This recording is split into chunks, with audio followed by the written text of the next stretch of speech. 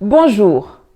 Il faut qu'un ambassadeur européen s'y fasse tuer pour que, tout à coup, soudain brusquement, le reste du monde se souvienne que le Kivu subit une guerre meurtrière depuis des années.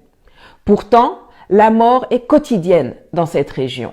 Des civils sont tués par centaines, des femmes violées, saccagées, des enfants enlevés et mis en esclavage. Les chiffres sont énormes. Les hommes, les femmes, les enfants meurent à une cadence que même des concepteurs de jeux vidéo n'auraient pas osé imaginer. L'Est de la RDC, composé du Nord Kivu, du Sud Kivu, de l'Ituri et du Parc national des Virunga, est un territoire où des milices armées, financées par les États voisins, notamment le Burundi, l'Ouganda et le Rwanda, sèment la mort, la violence et la désolation pour s'approprier des richesses du sol et surtout du sous-sol. C'est ainsi qu'un pays comme le Rwanda peut se retrouver premier exportateur de coltan, alors que la grande majorité des réserves mondiales de ce minerai se trouvent en RDC. Un peu comme le Burkina Faso s'était retrouvé grand exportateur de cacao au temps où la rébellion de Guillaume Soro avait coupé en deux la Côte d'Ivoire, premier pays producteur. Lors d'un recensement effectué récemment, on a compté 122 différents groupes armés à l'est du pays. 122. Au Congo, il y a eu 700 morts du Covid en 2020, mais sur la même période, dans le pays où béni est maudit, rien que dans la province de l'Ituri, la milice ougandaise ADF a tué 849 civils et enlevé 534 personnes, dont 457 sont toujours portées disparues. Ça, ce sont seulement les chiffres régionaux d'une milice sur un an. Il y en a 122. Toutes plus barbares les unes que les autres. Je vous laisse faire les calculs. Et pendant que les puristes se disputent sur le fait de savoir si on doit qualifier ces millions de morts de génocide ou pas, l'hécatombe continue. Les conflits ethniques ou communautaires entre Banyamulenge contre les Maïmaï ou bien entre les Lendu et les Ema sont des exemples, sont attisés et exploités pour des guerres économiques. Je vous l'ai dit dans ma dernière vidéo, dont je vous mets le lien en haut. Nos guerres, nos conflits sont leur business. Les 5 membres du Conseil de l'insécurité de l'ONU sont les 5 plus grands vendeurs d'armement de la planète. Et c'est aussi chez eux que se trouvent les entreprises qui ont besoin des minerais de sang dont regorge le Congo, qui représente 90% des exportations d'un pays qui est classé comme le 8e le plus pauvre de la planète. Mais vous et moi, nous savons bien que le pays n'est pas pauvre, qu'il est même l'un des plus riches du monde. Mais ce sont ses habitants qui sont maintenus dans la pauvreté. Un autre exemple d'irrationalité. La RDC est dotée d'un potentiel hydroélectrique gigantesque, 100 000 mégawatts, soit le tiers du potentiel de l'Afrique. Mais seuls 2677 mégawatts sont installés, dont seulement 1130 mégawatts sont en fonctionnement pour cause de manque de maintenance. Et c'est comme ça que seuls 9% de ses habitants ont accès à l'électricité. C'est à se taper la tête contre un mur. Si c'était 3 collaborateurs locaux de l'ambassade d'Italie qui étaient décédés, ça n'aurait pas fait les grands titres. Ça aurait été business as usual. Dans notre monde sans pitié, tant que les morts sont des noirs, c'est pas grave. Ça compte pas trop. Ils sont comme ça, les Africains, toujours à se faire la guerre ou bien à mourir de famine. L'essentiel n'est-il pas qu'ils n'arrivent jamais en Europe? Alors qu'ils meurent dans les forêts du Congo ou bien au fond de la Méditerranée, c'est kiff-kiff, bourricot. Par contre, le coltan, le tungstène, le cobalt, l'uranium, l'étain, les diamants, le cuivre, l'or, eux doivent venir en Occident. Ils doivent sortir de la brousse africaine. Car on en a besoin pour la fabrication des smartphones, des ordinateurs portables, des caméras, de l'électronique, des voitures électriques, des missiles nucléaires et aéronautiques, dans la métallurgie. 80% des réserves mondiales du coltan sont situées au Congo et 60% du cobalt mondial est extrait de mines artisanales congolaises où souvent des enfants creusent à la main et où parfois des tunnels s'effondrent en les tuant ou en les mutilant pour qu'ailleurs dans le monde, des gens puissent avoir des gadgets comme la caméra qui filme cette vidéo.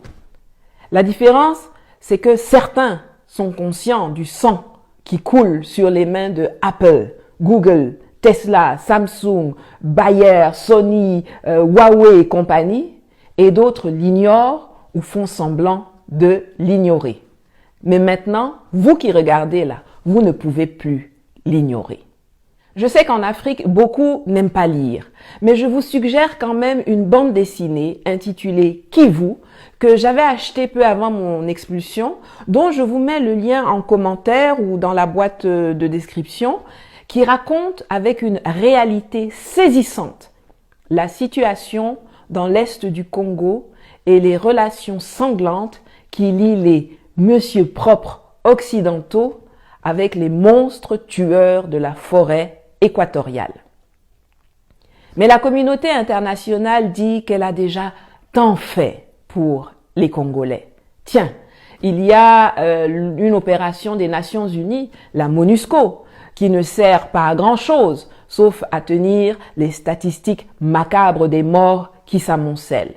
Pourtant, c'est un budget de 1,554 milliard de dollars par an qui est mis à la disposition de 17 000 casques bleus, bien mieux équipés que l'armée congolaise, mais qui n'arrivent pas à faire cesser le bain de sang dont sont en majeure partie victimes les populations civiles, dont la protection constitue quand même le cœur de la mission pour laquelle 14 000 membres du personnel militaire, 660 observateurs militaires et officiers d'état civil, 591 policiers et 1050 membres des unités de police constituées sont implantés depuis 2010. Ah oui, et puis on a donné le prix Nobel de la paix à Denis Mukwege, gynécologue, l'homme qui répare les femmes, dont les vagins ont été défoncés par les coups de butoir et les baïonnettes de leurs violeurs. On lui a aussi donné le prix Olof Palme, le prix des droits de l'homme des Nations Unies, le prix de la Fondation Clinton, le prix de la Fondation Chirac, le prix Sakharov. C'est tellement plus facile de s'acheter une bonne conscience en abreuvant une seule personne d'une montagne de prix plutôt que de faire cesser les massacres qui endeuillent un pays mais qui enrichissent vos entrepreneurs. La RDC a la possibilité de devenir la Chine de l'Afrique. En termes de puissance démographique, c'est 100 millions d'habitants. En termes d'étendue territoriale, c'est 2 345 000 km². En termes de ressources minières.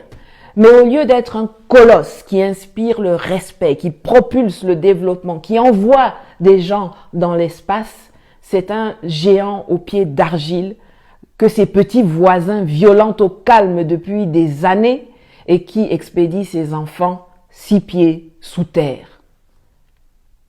Alors c'est vrai, l'extérieur a sa part non négligeable de responsabilité. Et il est bon qu'il lui soit rappelé de temps à autre que perdre un père, un mari ou un fils dans des attaques violentes n'a pas à être l'apanage des Congolais. Mais ce qui me met en colère, c'est l'incapacité des leaders politiques de RDC à s'unir pour enfin donner à leur pays la place qui devrait être la sienne sur la scène continentale et mondiale, et aux populations un quotidien de paix et de prospérité. Pourtant, comme le scandait Mamadou Koulibaly en Côte d'Ivoire le 10 octobre 2020, un peuple uni jamais ne sera vaincu. Le malheur du Congo ne vient pas de l'appétit que suscitent ses ressources minières à l'extérieur du pays. Le malheur du Congo, ce sont ses dirigeants. Les corrompus, les voleurs, les vendus, les traîtres à la patrie, les sans courage et les sans idées.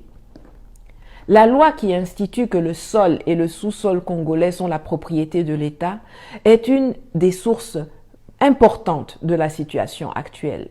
Il faut réformer le foncier au Congo et en donner la propriété aux populations locales, en même temps qu'on leur donne les moyens de défendre leurs biens.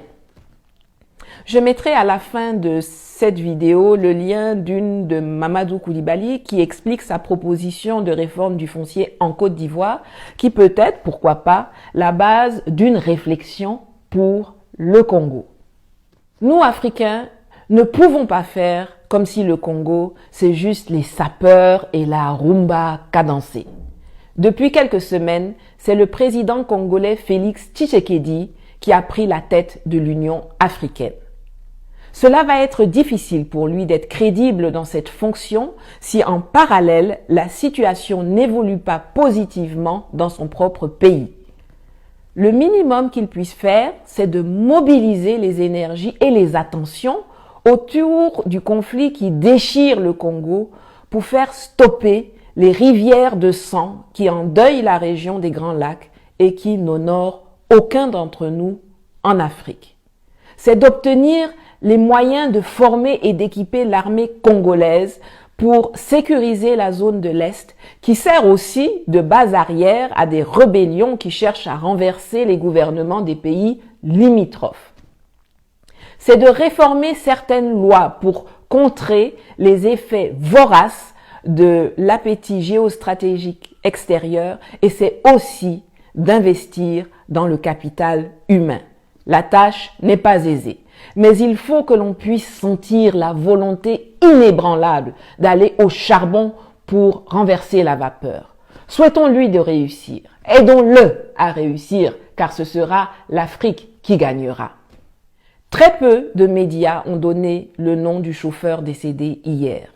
Il s'appelait Milambo Mustapha. Je présente mon yako à ses proches et aux centaines de milliers de familles qui ont perdu des membres dans cette guerre sans fin du Kivu et du Congo. Prenez soin de vous et à bientôt.